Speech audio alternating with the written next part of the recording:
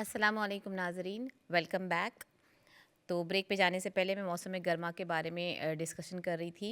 और जब उसके बाद मुझे याद आया कि जो हमारी सेकंड कॉलर थे उन्होंने बाल गिरने की शिकायत भी सवाल जो किया था। तो सॉरी, मैं मेरे ध्यान से वो हट गया था क्योंकि मैं शुगर वाले और कोलेस्ट्रॉल वालों के बारे में बता रही थी, इस वजह से। अच्छा, जो आपके बाल गिरने की जो प्रॉब्लम है, आपने कहा कि आपके बाल बहुत ज़्यादा जो है गिर रहे हैं। तो पहली जो बाल गिरने की जो शिकायत है, अ, जो लोग बहुत ज़्यादा भी ऑयल का इस्तेमाल करते हैं, जैसे सुबह शाम कोई कोई होता है कि जो मसाज बहुत ज़्यादा बॉल। एक कॉल है नाज़रीन, कॉल के बाद मैं आपकी बात पूरी करती हूँ। अस्सलाम वालेकुम। जी, अस्सलाम वालेकुम बहन, मैं दोबारा कर रही हूँ। मैंने कहा था, मैंने अपने बालों के लिए कहा जी जी, था। मैं उसी के बारे चलिए में बात ठीक कर है, रही। जज़ाकल्लाह जज़ाक मैं ओके, सुनूँगी, ठीक है, शुक्रिया। ओके, अल्लाह हाफ़िज़। अल्लाह हाफिज़। जी बिल्कुल, सॉरी, मैं आपका सवाल मैंने लिख लिया था, लेकिन क्योंकि वो दो सवाल आपने एक साथ पूछे थे, उस वजह से वो मिस हो गया मुझसे। तो जो बाल गिरने की है, बहुत ज़्यादा तेल का इस्तेमाल, किसी किसी ख़वातीन को थोड़ी सी गलतफ़हमी ये हो जाती है कि वो बहुत ज़्यादा जो है ना वो तेल का इस्तेमाल करते हैं और अपने बालों में अलग अलग एक्सपेरिमेंट्स करना शुरू करते हैं। बालों पर और चेहरों पर हमें चाहिए कि हम उस पे एक्सपेरिमेंट ना करें। जो चीज़ नेचुरल होती है, घर की बनाई हुई होती है, आप उस पे बेशक आप उस पे एक्सपेरिमेंट कर लें, जो भी आपको उसको इस्तेमाल करके आप देख लें, उससे कोई नुकसान नहीं पहुँचेगा इंशाल्लाह। लेकिन जैसे कि बहुत ज़्यादा जो हार्मफुल केमिकल वाले शैम्पूज़ होते हैं, उसका इस्तेमाल ना करके आप अगर घर के बना के अगर आप शैम्पू का इस्तेमाल करें, तो वो ज़्यादा बेहतर होता है। तो बालों के लिए सबसे बेहतरीन, अभी गर्मियाँ हैं, तो गर्मियों में जो होता है एक लेप होता है, जैसे मेहंदी का पाउडर, जिसमें जो है वो कलर वगैरह अशिया डली हुई ना हो। जो काली मेहंदी, जो इंस्टेंट मेहंदी जो यहाँ पर आती है, जिसकी वजह से बालों में कलर आ जाता है, उसको ना ले। जो नेचुरल पाउडर होता है वो ले। उसमें जैसे जितने बड़े आपके बाल हैं वो हिसाब से मेहंदी का पाउडर ले, उसमें एक अंडा और उसमें आप दही डालें, और ये इसको मिक्स करके आप अभी जो गर्मी है वो हिसाब से आप महीने में आप एक बार इसका इस्तेमाल कर सकते हो। इस चीज़ को आप अपने बालों में लगा के, जैसे एक लेप लगा के फिर उसको आप नहा लें। इससे आपके बाल बहुत अच्छे हो जाएंगे। और रही बात बाल गिरने की, तो आप एक नारियल के तेल में बालों के लिए हमेशा से सबसे बेहतरीन जो है वो सिर्फ नारियल का तेल है। नारियल का तेल, खालिस आप तेल लें और उसको गरम करें। उसके बाद उसके अंदर थोड़ा सा कड़ी पत्ता, जो फ्रेश कड़ी पत्ता आता है वो डालें।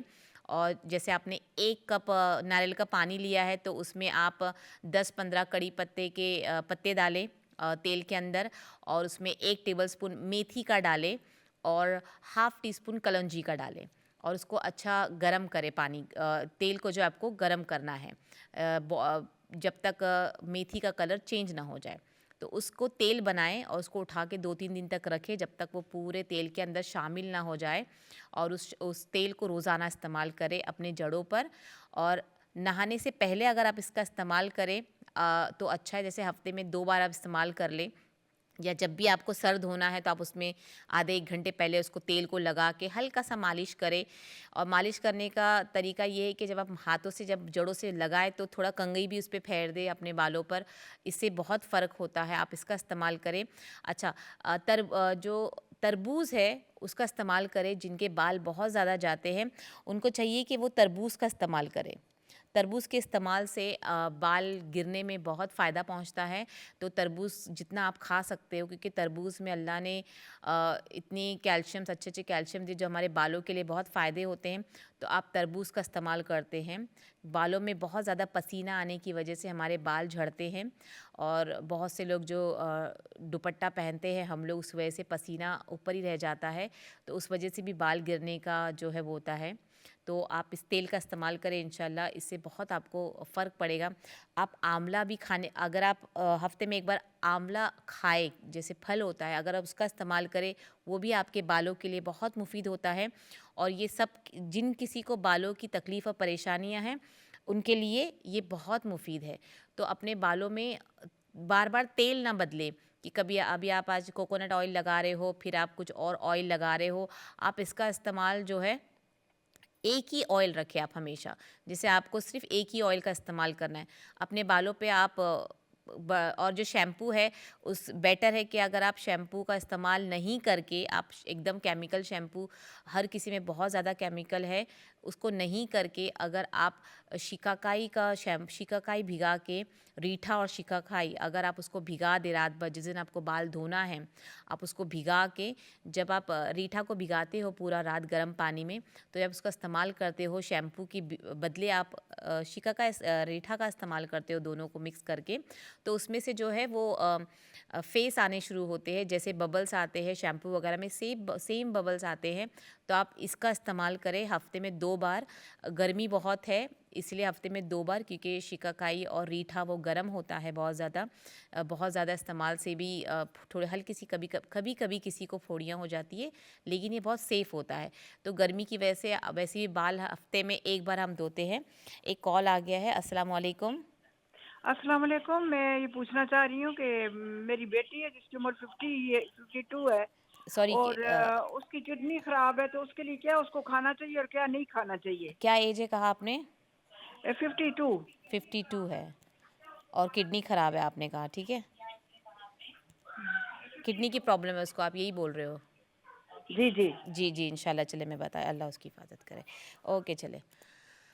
तो ये बालों की जो है आप उसको देखभाल कर सकते हैं, और कभी भी बालों को गीले बालों में कंघी ना करें, तो इंशाल्लाह इसका इस्तेमाल करें। तरबूज़ का बहुत इस्तेमाल करें। जो अभी कॉल किया था उन्होंने कहा है कि उन्होंने एज कहा है कि 52, और उनको किडनी की परेशानी हुई है। तो अल्लाह उनके लिए आसानियाँ दे। तो उस किडनी की क्या बीमारी मैंने नहीं पूछा है, जो उन्होंने कहा है, तो उसके लिए चाहिए कि जितना हो सके वो जो खून की सफाई जितनी ज़्यादा उनके अंदर होगी उसका इस्तेमाल उतना ज़्यादा उनके लिए फ़ायदेमंद होगा। तो उसके लिए आपको चाहिए, अभी बहुत ज़्यादा गर्मी की चीज़ हम उनको नहीं दे सकते हैं, तो आप वो हरा जो धनिया होता है, अक्खा धनिया होता है, आप उसका पानी उनको दे सकते हैं। रोज़ाना आप दे दें, अगर उनको कोई इफ़ेक्ट नहीं पड़ रहा है तो आप रोज़ाना धनिए का पानी का इस्तेमाल कर सकते हैं, क्योंकि बहुत ज़्यादा और चिकनाई कम कर खाना पीना, मुझे यकीन है कि उन्होंने बहुत परहेज़ किया होगा इंशाल्लाह। इसका इस्तेमाल कर सकते हैं आप।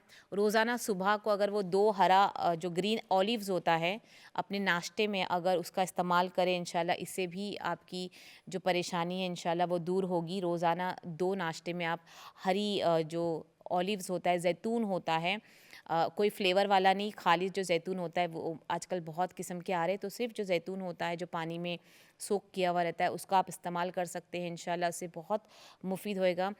गाजर का जूस जितना हो सके आप उनको पिलाएं, गाजर का जूस, और उसके अंदर उसके साथ अनार का जूस। अनार के जूस में जन्नत के पानी का कतरा होता है, आप इंशाल्लाह इसको पिलाएं। इंशाल्लाह इससे बहुत उनको शिफ़ा होगी, और इनको रोज़ उनको पिलाएं, क्योंकि जितना हमारा खून साफ़ रहेगा, जिस्म के अंदर के जो अल्लाह ने जो ऑर्गन्स बनाए हैं इंशाल्लाह उसमें सफाई होती रहनी चाहिए। तो सिर्फ पानी से हम उसको नहीं हटा सकते हैं। एक वक्त था कि हम सिर्फ पानी से अपने जिस्म को साफ़ कर सकते थे, लेकिन क्योंकि अभी हम बहुत ज़्यादा केमिकल भी खाने लग गए हैं, क्या चीज़ खालिस है क्या नहीं है वो हमको इतना पता नहीं होता है, ऑर्गेनिक कहाँ पर है, कितनी चीज़ों में केमिकल का यूज़ होता है, उसकी वजह से हमें बहुत गलत असरात हो रहे हैं हमारे जिस्म के अंदर। फिर फ़ास्ट फूड हम खाते हैं, उसकी वजह से गलत तेल हमारे जिस्म में चला जाता है, जिसकी वजह से बाकी चीज़ों का हमें सामना करना पड़ता है। तो इंशाल्लाह ये 3 चीज़ें जो मैंने उनको बोली वो पिलाएं। अच्छा, इसके अलावा अजवाइन और अजवाइन अदरक की चटनी भी बहुत अच्छी होती है, उसमें थोड़ा सा अनार भी आप डाल दें, ये भी बहुत मुफीद होता है इंशाल्लाह उनकी किडनी के लिए। ये आप उनको इस्तेमाल करें, और जितना हो सके अगर वो फ्रूट्स का इस्तेमाल कर रही है तो उनको कहे कि जितना पानी वाला फ्रूट जैसे तरबूज है, खरबूजा है, जिसमें पानी की मिकदार ज़्यादा है उसका इस्तेमाल करें, और जो बाकी जब हैवी चीज़ें हैं, हैवी फूड है, उनका इस्तेमाल वो कम करें। इंशाल्लाह उससे उनको बहुत फ़र्क पड़ेगा। तो ये चीज़ों का इस्तेमाल वो करें, और अजवाइन का इस्तेमाल करें, उनके लिए बहुत मुफीद होगा। पर आपको पहले ये देखना है कि उनकी कंडीशन किस तरह से है, और उनकी बॉडी ज़्यादा हीटअप हो रही है या नहीं हो रही, वो सब आपको उनसे पूछना होगा। इंशाल्लाह इससे बहुत उनको फ़ायदा पड़ेगा। अगर वो खजूर खाते तो उनको खजूर ना खाने के लिए आप मना करें, क्योंकि खजूर में बहुत शिफा होती है, लेकिन एक हद तक क्योंकि हमारे नबी भी हमारे नबी हुज़ूर पाक सल्लल्लाहु अलैहि वसल्लम का कहना था कि खजूर की तासीर जो होती है गर्म होती है, तो अगर आप उसको जब भी उसको नोश फरमाते तो आप उसको तरबूज के साथ खाते थे। पके हुए खजूर का इस्तेमाल उन्होंने तरबूज के साथ किया है, क्योंकि तरबूज की जो तासीर वो ठंडी होती है और जब हम खजूर को उसके साथ खाते हैं तो वो जो है हम पे असर नहीं करती है। तो जिनको इसकी शिकायत है वो चाहिए कि वो किडनी की जिनको शिकायत है वो चाहिए खजूर का इस्तेमाल कम करे या बहुत हद तक उसको ख़त्म ही कर दे, क्योंकि वो बॉडी में बहुत ज़्यादा गर्म कर सकती है ये। और अगर आप जैसे रेड मीट खाते हो, मीट खाते हो, उसका इस्तेमाल ख़त्म बंद कर दीजिए एकदम से इंशाल्लाह। और जो मैंने कहा है उसका इस्तेमाल करें, इंशाल्लाह आपको बहुत फ़ायदा मिलेगा। तो ये एक है। तो मैंने बताया था आवाज़ का बैठना तक मैंने आपको बताया था। अच्छा, हे फीवर भी गर्मियों में, ये जो मौसम होता है इसमें हे फीवर भी बहुत ज़्यादा हो जाता है। बहुत ज़्यादा लोग बहुत परेशान होते हैं हे फीवर से। तो हे फीवर किसी की नाक बंद हो जाती, किसी की नाक बहती है, किसी का गला ख़राब होता है, मतलब ओवरऑल कुछ ना कुछ हे फीवर से नाक में तकलीफ़ होती रहती है। तो जिनको हे फीवर की बहुत ज़्यादा जो तकलीफ़ होती है, उनको चाहिए कि वो जो अपनी नाक के जो बाल है जो ट्रिम करते हैं उसको बंद कर दें। अव्वल उनको ये बंद करना होगा, क्योंकि अल्लाह ने अगर हमारे नाक में कुछ बाल दिए हुए हैं जो, तो कुछ ना कुछ वो हमारे फ़ायदे के लिए ही है, उससे हमको नुकसान नहीं है। तो जो जरासीम हमारी नाक में जाते हैं और जो एलर्जीज़ लाते हैं वो रोकते हैं उनको हमारी सांसों के अंदर जाने के लिए। तो जिनको हे फीवर की तकलीफ़ बहुत ज़्यादा होते हैं वो नाक का जो ट्रिम है वो बंद कर दें। किसी किसी के नाक के बाल बहुत ज़्यादा कम होते हैं, उसकी वजह से भी हे फीवर हो जाता है। अच्छा, हे फीवर का बेहतरीन नुस्खा मैं आपको इंशाल्लाह बताऊंगी। अ, उसके लिए रोज़मेरी जिनके घरों में अगर रोज़मेरी के पौधे हैं, किसी किसी के घरों में बहुत ज़्यादा होते हैं, तो रोज़मेरी का आप इस्तेमाल करें। उसको आपको दो चीज़ करना है। या तो आप उसको अपने जब भी आप घर से बाहर निकलें, वो रोज़मेरी का फ्रेश जो लीव्स होता है, जो भी उसके पत्ते होते हैं, आप उसको 2 डंटियाँ निकालें और जो कपड़ा या कोट आप पहनते हो, ओवर जैकेट आप जो पहनते हैं, ओवरकोट जो पहनते हैं, उसके अंदर आपको जेब के अंदर, पॉकेट के अंदर रखना है, जब भी आप बाहर निकलें। घर घर से बाहर जब भी आप निकले, घर के अंदर भी अगर आपको हो रहा है तो आप जो कपड़ा आपने पहना है, अगर आपके पास शर्ट्स है, जो पॉकेट्स वगैरह है, तो आप उसको ले सकते हैं। या फिर अगर जो ख़वातीन घर में रहती है उनको हे फीवर होता है तो वो क्या करें, अपने हाथों से उसको तोड़ के अपने हाथ में कुछ वक्त के लिए रखें। मतलब 20 मिनट के लिए आप उसको अपने हाथों में रख के वॉक करें। मतलब उसका बोलने का मतलब ये है कि उसकी जो खुशबू अल्लाह ने दी है रोज़मेरी की, वो खुशबू आपकी जो नाक में जाएगी, तो उसकी वजह से जो है फीवर की जो एलर्जीज़ आपको होती है वो बहुत हद तक कम हो जाती है।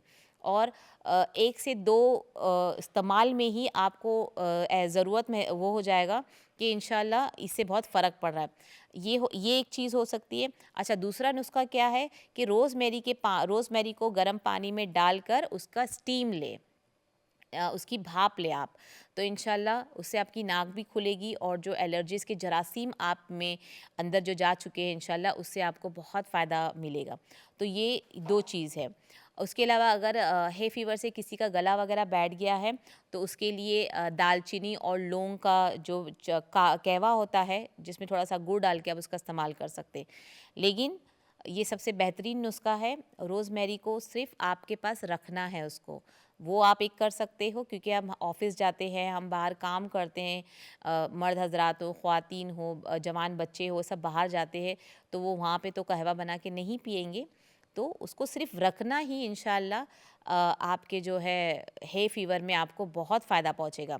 अच्छा, जिनके है फीवर का सबसे बड़ा रीज़न जो होता है, आपको पता है जो पौधे हैं होते हैं, कुछ पौधे एलर्जिक होते हैं जिसकी वजह से हे फीवर होता है, मुझे उसका नाम नहीं पता है।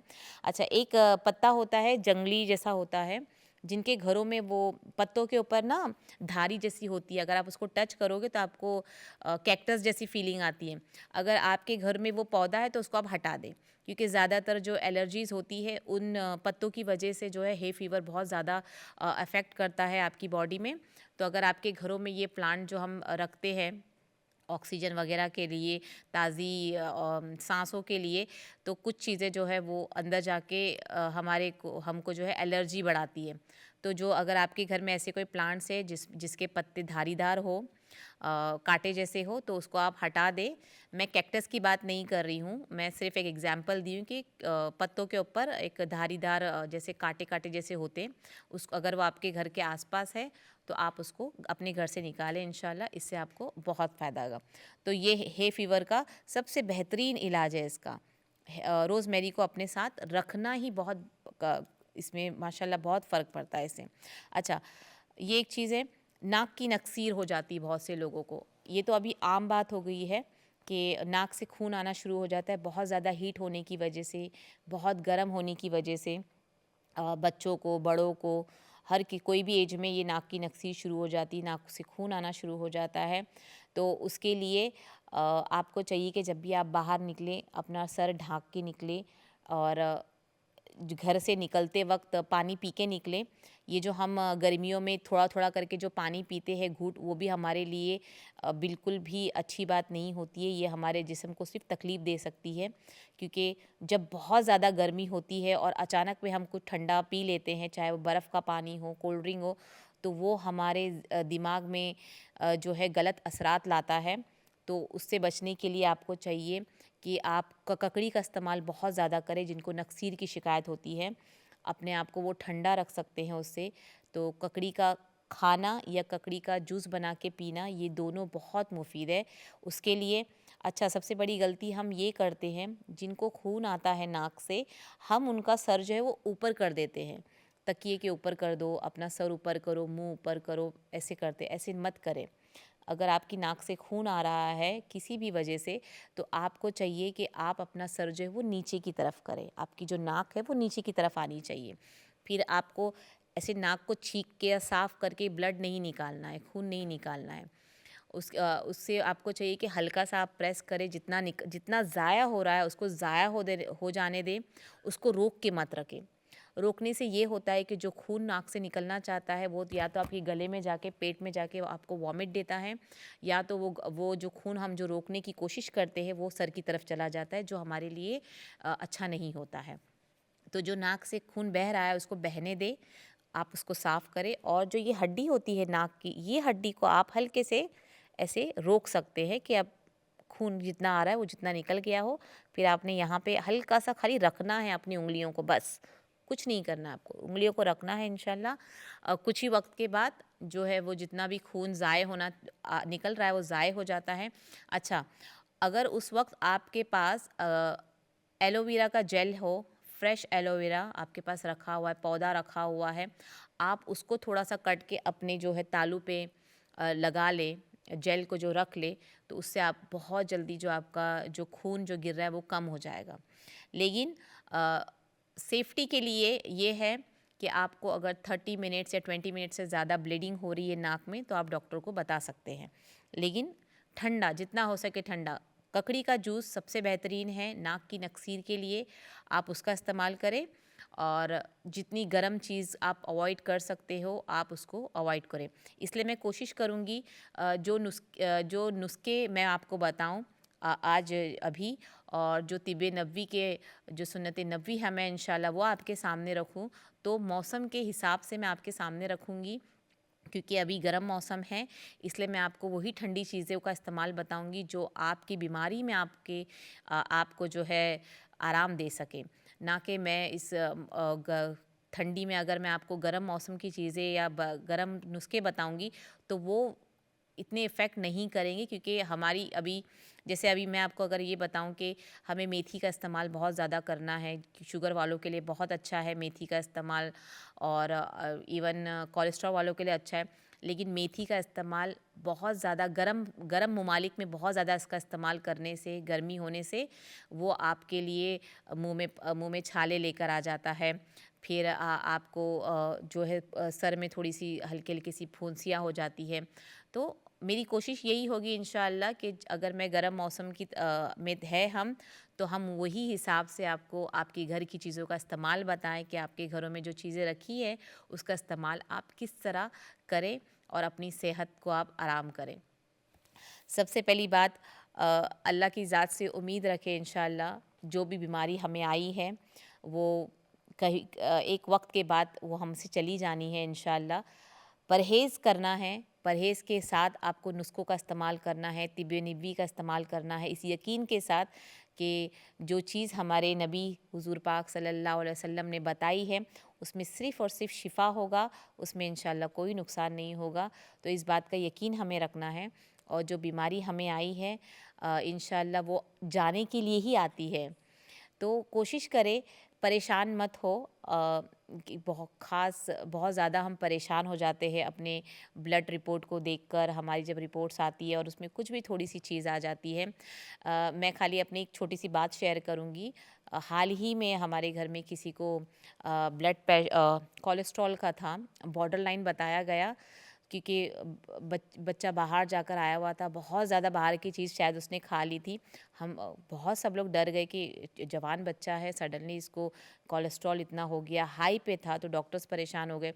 लेकिन माशाल्लाह जब 3 महीना उसको हाई डाइट पे हम लोगों ने रखा, बाहर की चीज़ें बंद, सिर्फ फ्रूट्स खाना हो, जो आप कुछ भी चीज़ें खा लेते हो वो बंद, और यकीन माने 3 महीने परहेज़ हुआ है, सिर्फ 3 महीने, माशाल्लाह माशाल्लाह।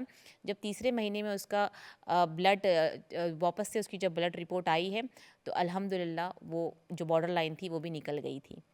बॉर्डर लाइन से थोड़ा हैवी हाई था, बट जब वो आया तो बॉर्डर लाइन भी नहीं थी। सिर्फ 3 महीना परहेज़ किया। इसीलिए चीज़ों का इस्तेमाल आप कर सकते हो, लेकिन परहेज़ बहुत ज़रूरी है।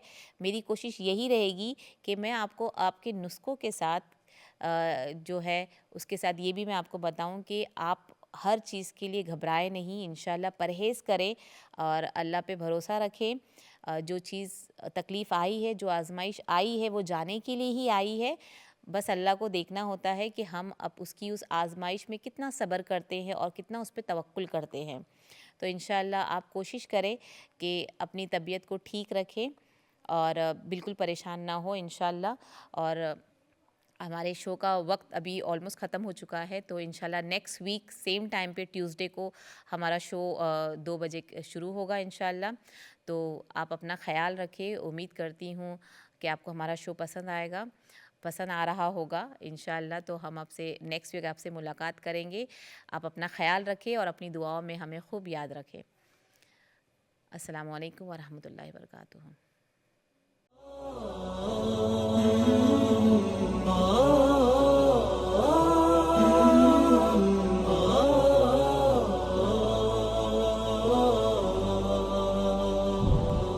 oh